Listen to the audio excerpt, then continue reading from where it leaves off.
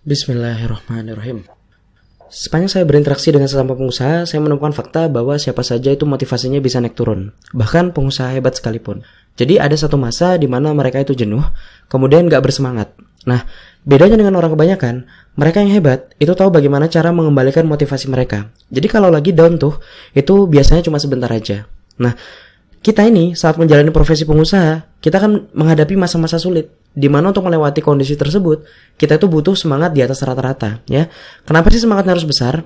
Karena ketika pengusaha itu memilih untuk malas-malasan, ya, ketika pengusaha itu semangatnya itu di bawah rata-rata, maka detik itu juga bisnisnya itu nggak akan kemana-mana, ya kan? Jadi bisnis itu memang sangat tergantung kepada pengusahanya. Kalau pengusahanya bermasalah, maka bisnisnya itu pasti bermasalah. Nah, sedikit tambahan tentang motivasi.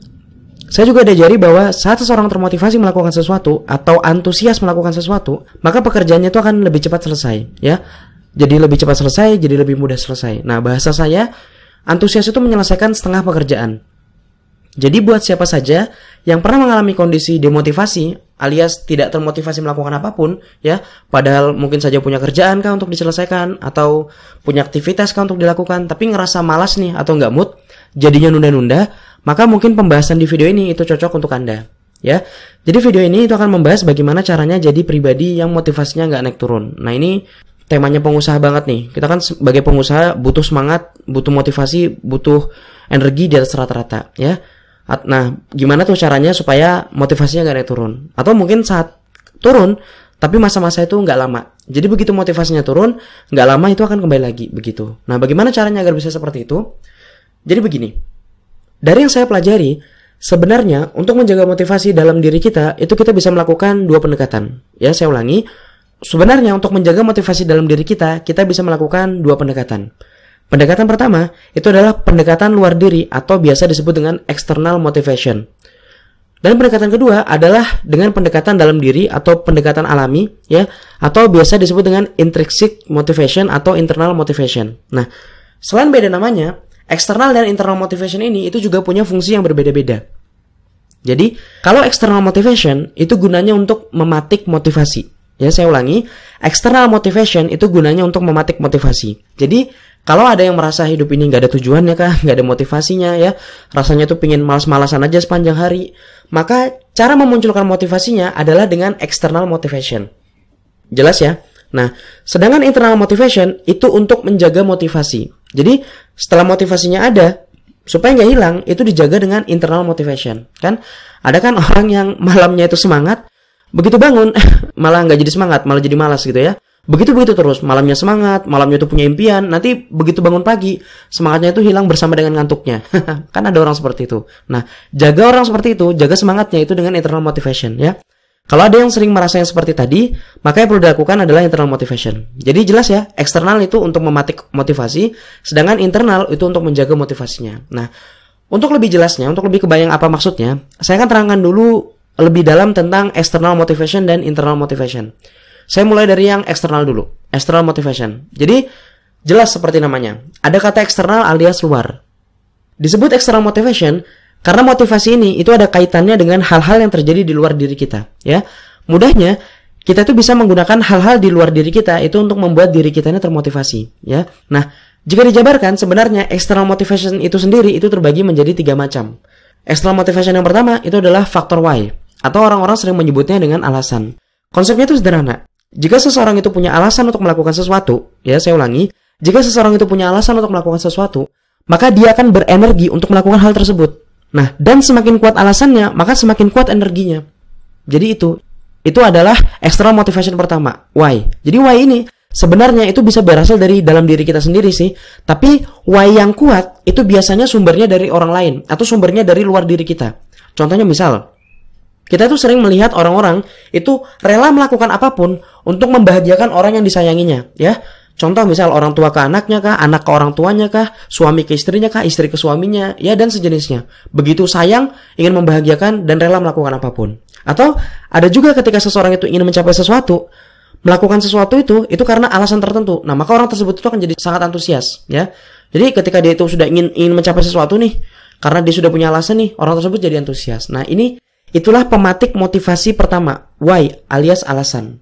Jadi, Kalau Anda ingin menjadi orang yang termotivasi, maka milikilah, salah satu caranya adalah milikilah alasan yang kuat ya. Miliki tujuan untuk dicapai. Orang yang punya why dengan orang yang tidak punya why itu berbeda. Yang punya why ini akan lebih termotivasi.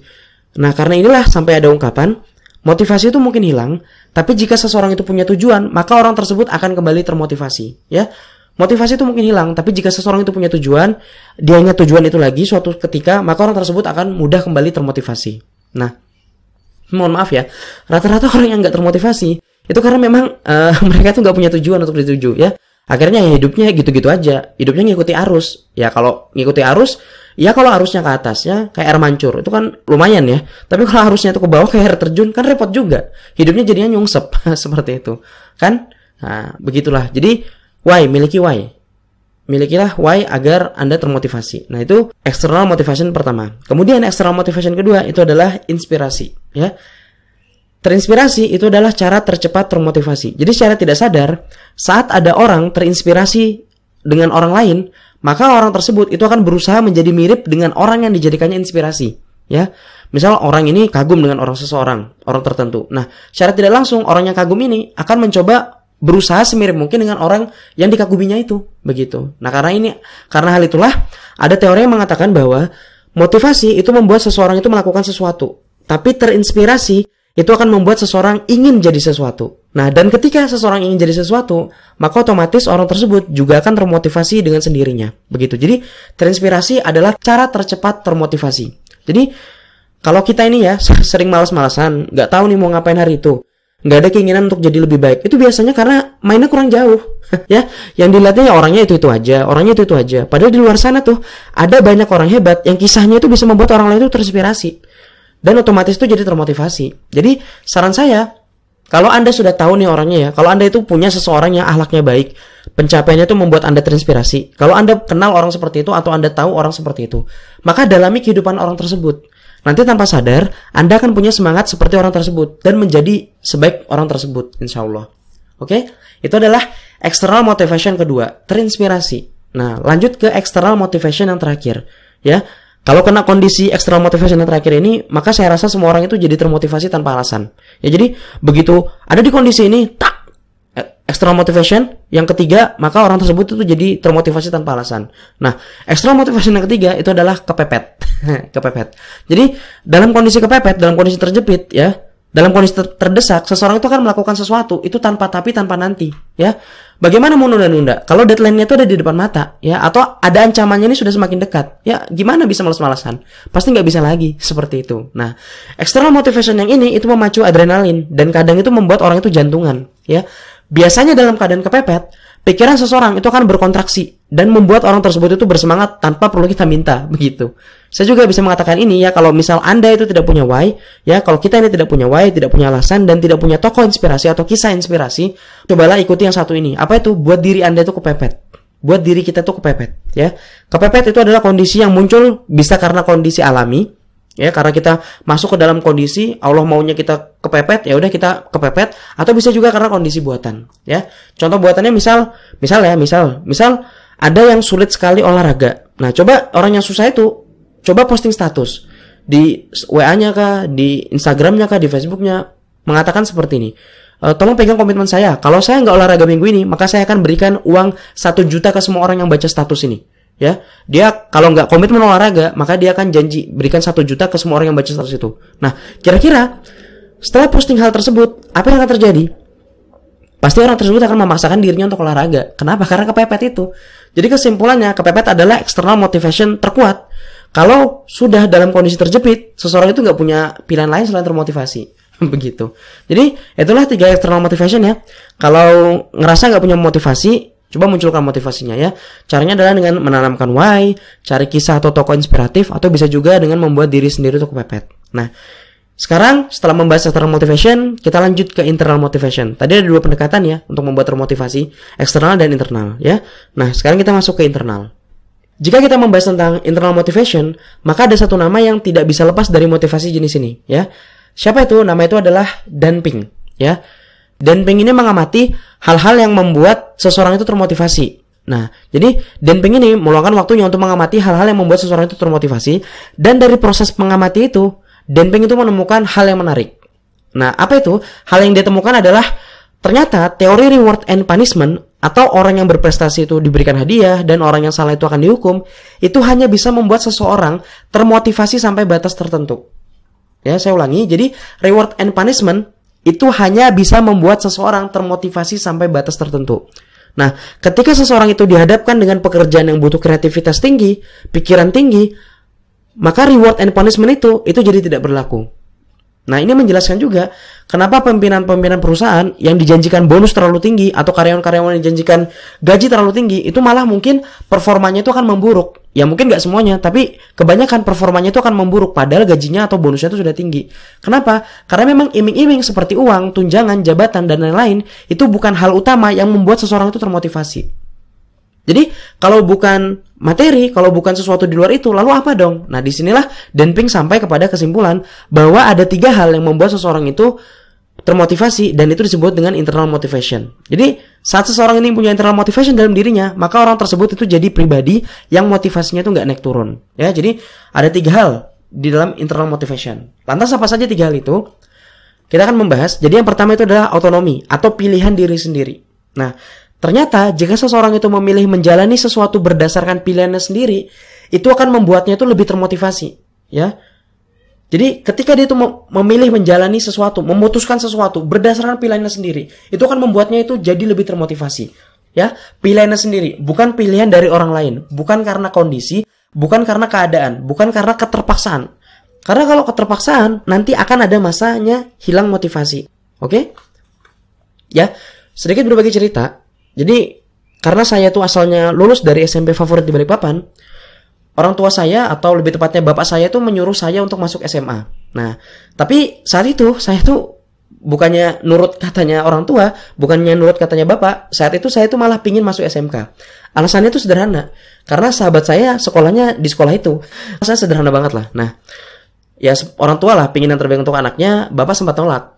Tapi saya bilang aja, saya mengatakan ke beliau, habis SMK mau langsung kerja. Akhirnya dikasih kalimat seperti itu, anaknya bilang seperti itu, ya ini baru SMP nih ngomong seperti itu. Akhirnya bapak itu bilang, kalau kamu tuh memang pilih sekolah itu, bertanggung jawab sama pilihanmu. Ini hidupmu, kamu yang jalani. Ya, saya ingat banget kalimatnya beliau saat itu. Jadi, bertanggung jawab sama pilihanmu, ini hidupmu, kamu yang jalani sendiri. Nah, dikasih kalimat seperti itu, saya jadi menjalani pilihan itu secara penuh, ya. Akhirnya apa? Akhirnya keluar dari SMK, itu saya alhamdulillah sebagai salah satu lulusan terbaik, ya. Bahkan dulu ya saat saya lulus itu, kebiasaan di SMK saya, lulusan terbaiknya itu ditunggu sama perusahaan. Nah, saat saya lulus, itu saya ditawari oleh 5 perusahaan sekaligus. Tapi ya, saya berubah pikiran, namanya juga anak labil ya. Labil. Jadi dulu awalnya pengen masuk langsung kerja, begitu sudah lulus, itu malah pengennya kuliah. Jadi nggak jelas juga nih si labil nih, Dewangga yang dulu itu labil. Nah, ya udah, saya daftar kuliah di kampus pilihan saya. Saya jalani juga itu dengan mantap. Lulus, alhamdulillah lagi-lagi jadi lulusan terbaik. Nah, harusnya kan setelah lulus itu kerja. Saya malah jadi pengusaha. Nah, sekarang saya tuh malah lupa naruh ijazah terakhir itu di mana. Begitu. Tapi ya itu, jadi pengusaha itu adalah pilihan hidup saya. Pilihan yang saya pilih sendiri. Jadi saya, ketika memilih jadi pengusaha, harus siap menjalani asam, pahit, getir, perih jadi pengusaha. Dan karena pengusaha ini adalah pilihan hidup saya, yang tidak ada intervensi siapapun, jadi saya jalaninya dengan penuh rasa syukur. Ya, jadi begitulah. Jadi saya paham konsep ini dan saya yakin ketika seseorang itu memilih sesuatu karena itu adalah pilihan hidupnya, maka orang tersebut akan jadi lebih bertanggung jawab dan jadi lebih sabar menjalani prosesnya. Jadi pilihlah mau melakukan apa, karena setiap pilihan itu pasti ada resikonya. Kalau itu memang pilihan hidup Anda sendiri, ya bertanggung jawab dengan pilihan tersebut. Kalau semua orang itu menjalani hidup dengan pilihannya sendiri dan siap bertanggung jawab dengan pilihannya, maka orang tersebut itu tidak butuh motivator. Jadi mulai sekarang, tentukan kapan, apa, bagaimana, di mana Anda ingin melakukan sesuatu. Ya, ini hidup-hidupnya Anda, karena itu pilihlah tanpa pengaruh siapapun. Insya Allah bisa dipahami ya. Kalau Anda melakukan itu, maka Anda itu akan jadi orang yang motivasinya insya Allah nggak akan labil, nggak akan naik turun. Lanjut yang kedua. Yang kedua, untuk menjaga motivasi itu adalah mastery atau kesempatan tumbuh. Tumbuh, ini adalah fitrahnya makhluk hidup. Manusia itu juga makhluk hidup kan? Nah, jadi seseorang itu kalau ada di lingkungan yang tidak membuat dirinya tumbuh, maka dia otomatis akan jatuh ke dalam kondisi malas-malasan. Fitrah manusia itu untuk tumbuh. Kalau dia ada di lingkungan yang tidak membuat dirinya tumbuh, maka otomatis dia akan jadi malas-malasan. Nah, karena itu coba tanyakan ke diri Anda sendiri. Di aktivitas yang Anda jalani saat ini, apakah itu membuat Anda tumbuh atau enggak? Atau monoton aja, atau gitu-gitu aja? Kalau monoton, maka cari cara agar Anda itu bisa tumbuh. Contoh misal pelajari skill baru kah, lawan ketakutan Anda kah, atau cari solusi yang jadi kelemahan Anda. Intinya itu tumbuh. Nah, seseorang yang sedang tumbuh, itu tidak punya waktu untuk malas-malasan. Jadi setiap hari orang tersebut itu akan termotivasi. Karena memang tumbuh adalah fitrahnya manusia. Kan ada kan kalau orang itu lagi belajar ya, kalau lagi melakukan sesuatu, kan dia lupa sama waktunya sendiri, ya asik-asik sendiri, sampai waktu ya lewat-lewat gitu aja. Nah, kenapa bisa seperti itu? Ya jawabannya karena dia sedang bertumbuh. Jadi dia tuh nggak butuh dimotivasi. Jadi kalau Anda ingin menjaga motivasi Anda, coba cari tahu, yang sedang Anda lakukan saat ini, mana yang membuat diri Anda berkembang, mana yang membuat diri Anda jadi lebih baik dari sebelumnya. Kalau ketemu, maka Anda akan jadi pribadi yang nggak perlu dimotivasi lagi. Oke, clear ya sampai sini? Jadi seseorang yang sedang tumbuh, dapat skill baru, dapat pengetahuan baru, maka dia nggak perlu dimotivasi. Nah itu. Dan yang ketiga sekarang kita masuk ke terakhir ya. Untuk menjaga motivasi, maka ada yang namanya purpose atau makna. Jadi saat menjalani sesuatu, itu jangan asal jalan aja. Coba ditanya balik, ada nilainya nggak menjalani ini? Ada maknanya nggak dari yang sedang kita lakukan ini? Ya. Banyak kan cerita, ada orang yang rela bekerja sepanjang hari, nggak kenal waktu. Dari pagi buta sampai larut malam, ya seakan-akan itu mereka tuh nggak kenal capek. Atau ada juga orang yang mengorbankan zona nyamannya, harusnya hidupnya nyaman, harusnya hidupnya santai, tapi karena memperjuangkan apa yang diyakininya, akhirnya dia keluar dari zona nyamannya itu. Nah, kenapa kok ada orang-orang seperti itu? Kenapa ada orang yang seakan-akan logikanya itu sudah tidak berlaku lagi? Ya, ada orang yang logika itu sudah tidak berlaku lagi kepada diri mereka. Kenapa mereka melakukan sesuatu itu tanpa hitung-hitungan kah? Energinya nggak tahu datang dari mana kah? Ya, nggak ada stoknya lah. Nah, kenapa bisa seperti itu? Karena orang-orang tersebut, karena mereka itu sedang mengerjakan sesuatu yang bermakna bagi mereka. Seorang ayah itu tidak pernah mengeluh saat mencari nafkah. Kenapa? Karena dia tahu bahwa pekerjaan itu punya makna untuk keluarganya. Atau ibu yang mengurus kebutuhan keluarganya dari bangun tidur sampai kembali tidur, itu tidak pernah merasa malas atau tidak pernah merasa capek. Kenapa? Karena tahu yang dikerjakannya itu bermakna untuk keluarganya. Jadi, jika Anda ingin termotivasi terus-menerus, maka berikanlah makna kepada yang sedang Anda kerjakan. Jangan beranggapan pekerjaan Anda hanya gitu-gitu aja. Atau apa yang Anda kerjakan itu nggak berdampak bagi orang lain. Insya Allah pasti ada yang Anda kerjakan saat itu berdampak kepada orang lain. Begitupun juga kami, saat kami menjalani Entrepreneur ID, itu saya selalu mengatakan kepada tim bahwa apa yang kita lakukan saat ini itu adalah membantu hidupnya orang lain. Kita tuh punya moto, bantu bisnis satu orang itu sama dengan bantu hidup satu orang. Jadi kelihatannya aja itu seperti sharing-sharing, tapi ternyata dari sana ada kehidupan yang bisa terbantu, insya Allah. Nah, dan makna itu membuat kita, saya dan tim itu termotivasi untuk menjalankan Entrepreneur ID. Sama, pekerjaan Anda atau apapun yang Anda lakukan itu juga punya makna. Jadi beri makna terhadap yang Anda lakukan, hayati, dan Anda itu akan termotivasi, insya Allah. Jadi begitu ya, dalam video ini Anda belajar bagaimana cara menjadi seseorang yang motivasinya itu nggak naik turun. Dengan dua pendekatan. External motivation untuk mematik motivasi. Caranya dengan why, terinspirasi, atau kepepet. Dan internal motivation untuk menjaga motivasi. Jadi setelah ada motivasinya supaya nggak hilang, dijaga dengan internal motivation. Caranya dengan otonomi pilihan hidup, ya, bertumbuh dan memberi makna. Ya, kalau Anda tidak punya motivasi, maka gunakan external motivation. Tapi jika Anda ingin tetap termotivasi, gunakan internal motivation. Begitu ya. Silakan terapkan apa yang Anda dapatkan dalam video ini. Dan jangan lupa perbanyak doa agar Allah itu selalu jaga hati kita untuk tetap lurus. Oke, kira-kira itu dulu dari saya. Sampai ketemu lagi di video selanjutnya. Sekian dulu, saya tutup videonya.